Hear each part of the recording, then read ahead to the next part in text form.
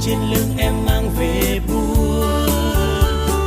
Anh như con thú hoang tìm em giữa chốn đại ngàn, mảnh đất hoang sơ từ bao đời. Giờ có em mang sức sống về với buồn làng. Ngày nắng lên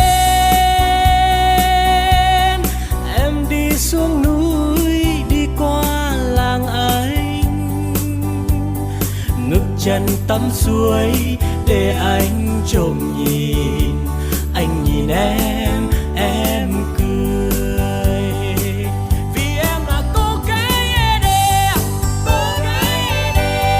da nâu mắt sáng bao chàng say mê. Vì anh đã chót yêu em rồi, con tim chơi vơi nói không nên lời rằng anh đã yêu em rồi.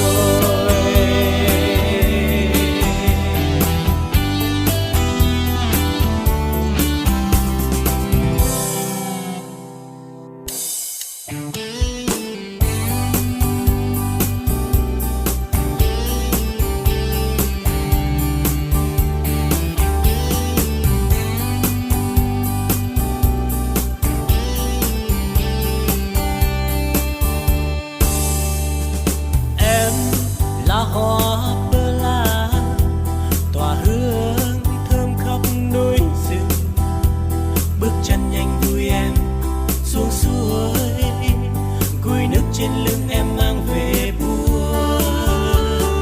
Anh như con thú hoang tìm em giữa chốn đại ngàn, mảnh đất hoang sơ từ bao đời.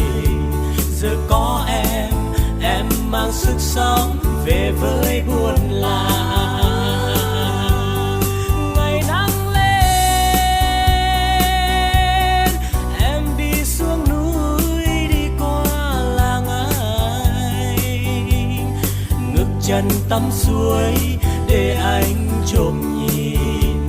Anh nhìn em cười vì em là cô gái Ede, da nâu mắt sáng bao chàng say mê. Vì anh đã chót yêu em rồi,